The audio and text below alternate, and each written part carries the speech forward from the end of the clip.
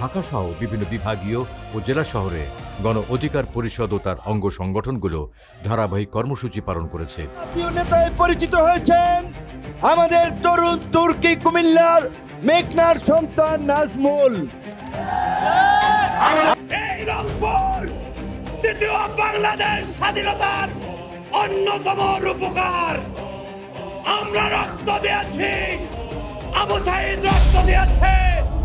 মুক্তির মন্দির সোপান তলে কত প্রাণ হলো বলিদান, লেখা আছে অশ্রু জলে। এমপির জ্বর হয় চলে যায় আমেরিকা, এমপির ছেলের কাশি পাঠিয়ে দেয় সিঙ্গাপুর মাউন্ট এলিজাবেথ হাসপাতালে। শিকার হয়েছে আওয়ামী লীগ, ছাত্রলীগ ও পুলিশের বাধা, নিক্ষারজনক হামলা ও মামলার। এমনকি গোয়েন্দা সংস্থা ও সরকারের প্রেসক্রিপশনে তাদের দলীয় কার্যালয় থেকে বের করে দেওয়া হয়। এখান থেকে চলে যান, আমাদের কার্যালয়ে আমাদেরকে ঢুকতে দিন। তবুও দমে যাননি সংগঠনের নেতাকর্মীরা। ভিপি নুরুল হক নুরও নতি স্বীকার করেননি কখনো। বারবার হামলার পরেও উঠে দাঁড়িয়েছেন আর জানান দিয়েছেন তার বজ্রকণ্ঠ। এই মদখোর ডিসি এখানে কি বলেন আপনি? একটা মদখোর ডিসি, আল্লাহ আস্তাগফিরুল্লাহ, এই বাংলাদেশে পুলিশের ডিসি মদ খেয়ে অভিযান চালাইতেছেন। কার পুলিশ চিন্তা করা যায়?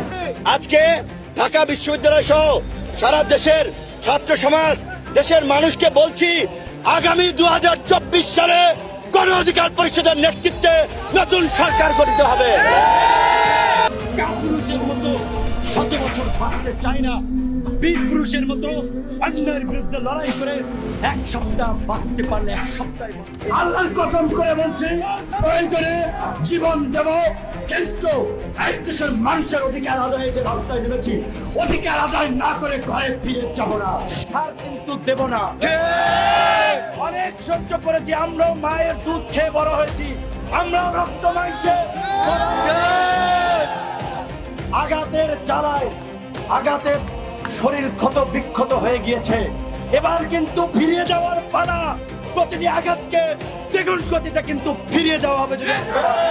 যদি রক্ত আছে, ধৈর্য ধরছি, ধৈর্য যদি বাদ ভেঙে যায়, তাহলে কিন্তু আমরাও শ্রীলঙ্কার মতো আস্তে হাতে তুলে নিতে, লাঠি হাতে তুলে নিতে পাল্টা ধাওয়া রানীর কাছে পড়েন। 14 বছরে তো রক্ত আমরা ঝরাচ্ছি, আর কত রক্ত ঝরাবো? প্রয়োজনে এইবার চূড়ান্ত রক্ত ঝরিয়ে মানুষ পরে আমরা ঘরে এই মাফিয়া সরকারের পতনের বছর। ইতিমধ্যে আপনাদের চারপাশ থেকে অন্ধকার ঘনিয়ে আসছে। লড়াই লড়াই লড়াই চাই, লড়াই করে বাঁচতে চাই। আমরা প্রকাশ্যে ঘোষণা দিচ্ছি, আমাদের জীবন দিয়ে হলেও শেখ হাসিনার ফাঁসিবাদ থেকে এই বাংলাদেশকে মুক্ত করবো। আমাকে ফোন দিয়ে জানালো এই প্রোগ্রামটা কভার করার জন্য নিষেধ করা হয়েছে। ক্যান ইমাজিন যে একটা প্রোগ্রাম হবে, কথা বলবে মানুষ, সেটাকে মিডিয়াতে মেসেজ দিয়েছে যে এই প্রোগ্রাম যেন কভার না করে। মানে ইউনুস সাহেবকে নিয়ে আমরা একটা কথা বলবো, সেইটা যেন টেলিভিশনে না দেখা যায়। চিন্তা করতে পারেন?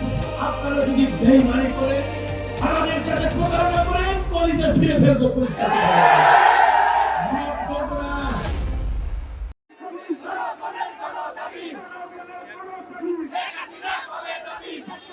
গণতন্ত্র ও ভোটাধিকার পুনরুদ্ধারে বিএনপি, গণ অধিকার পরিষদ সহ বিরোধী রাজনৈতিক দলগুলো যুগপৎ আন্দোলনের অংশ হিসেবে 28 অক্টোবর 2023 থেকে ধারাবাহিক কর্মসূচি পালন করে। 28 অক্টোবর যুগপৎ আন্দোলনের কর্মসূচিতে পুলিশ ও আওয়ামী লীগের হামলা হলে গণ অধিকার পরিষদ বিজয়নগর পানির ট্যাঙ্কি এলাকায় সর্বাত্মক প্রতিরোধ গড়ে তোলে। সেদিন ভিপি নুরুল হক নূরের সাহসী নেতৃত্বে সন্ধ্যা পর্যন্ত পুলিশ আওয়ামী লীগের সাথে ধাওয়া পাল্টা ধাওয়া চলে।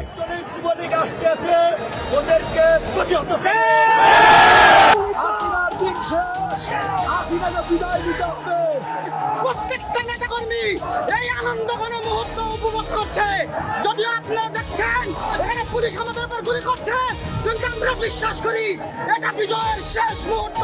সেদিন আব্দুর রহমান, হাসান আল মামুন, রাকিব সহ অনেকে আহত হন ও যুবনেতা সাইমন গুলিবিদ্ধ হন এবং গুলিতে চোখ হারান শ্রমিক নেতা রুবেল।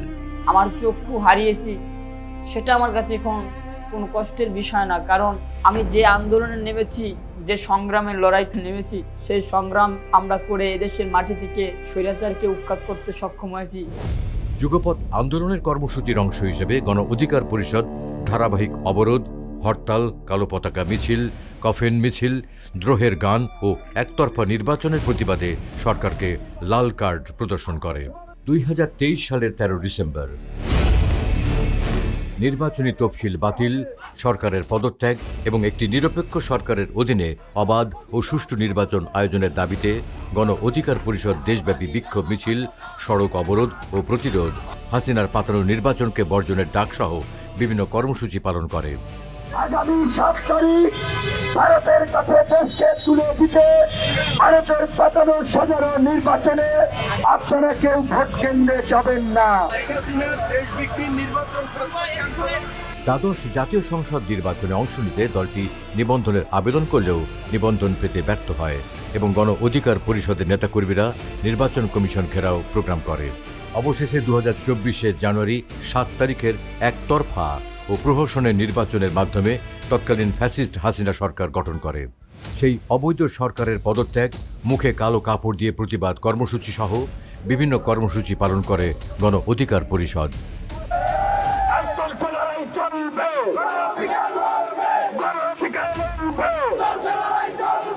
ভিপি নুরুল হক নূর সবসময় আলেম ওলামাদের মুক্তি, তাদের ন্যায্য অধিকার আদায় ও সম্মানে সরব ছিলেন।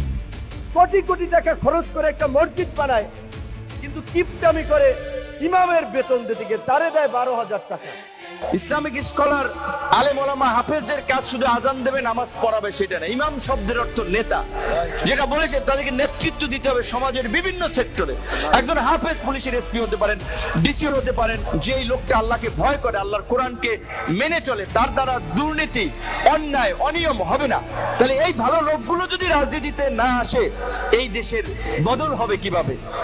তো কাজে ভালো মানুষকে রাজনীতিতে আসতে হবে। ফ্যাসিস্ট হাসিনা সরকার যখন জোরপূর্বক জামায়াত ইসলামের নিবন্ধন বাতিল করে, তখনও তিনি কথা বলেছেন। সাবেক প্রধানমন্ত্রী বেগম খালেদা জিয়ার গ্রেপ্তারের পর তার মুক্তির দাবিতে বজ্রকণ্ঠ তুলেছেন। গণতন্ত্রের মুক্তি না হলে, ফাঁসিবাদের পতন না হলে খালেদা জিয়ার মুক্ত হবে না, আলেম ওলামারা মুক্ত হবে না। চলমান গাজায় সহিংসতায় গাজার প্রতি সংহতি ও ইসরায়েলের আগ্রাসনের বিরুদ্ধে সোচ্চার ছিল ভিপি নুরুল হক নূর। নারী বিল্ডিং গুলোকে ধ্বংস করছে, মানুষকে মৃত্যুপুরীর নগরী করে দিয়েছে ইসরায়েল। আমরা এই হত্যাযজ্ঞ এবং এই ধ্বংসযজ্ঞের তীব্র নিন্দা এবং প্রতিবাদ জানাতে আমরা আজকে এখানে।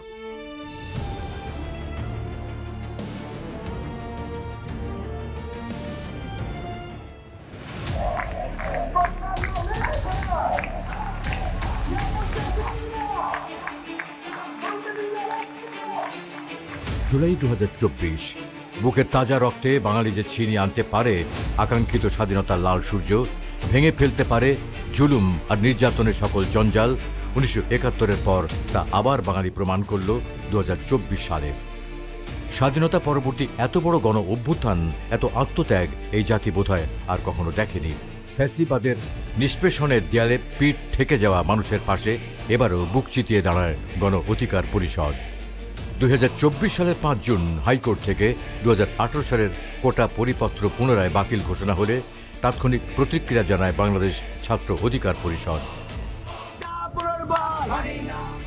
2018 সালের কোটা সংস্কার আন্দোলনের আহ্বায়ক হাসান আল মামুনের নেতৃত্বে মিছিল নিয়ে দোয়েল চত্বর থেকে ঢাকা বিশ্ববিদ্যালয়ে রাজু ভাস্কর্যের পাদদেশে বিক্ষোভ সমাবেশ করে তারা। পরদিন সকালে হাসান আল মামুন রাজু ভাস্কর্যের পাদদেশ থেকে সারা দেশে স্কুল, কলেজ, বিশ্ববিদ্যালয় শিক্ষার্থীদের আন্দোলনে যোগ দেওয়ার ঘোষণা দেন। চলে ধারাবাহিক আন্দোলন। এদেশের বেকার যুবকদের জন্য নিজের জীবন উৎসর্গ করে এদেশকে কোটামুক্ত করেছিলাম, কিন্তু আজকে হাইকোর্ট যে লাইন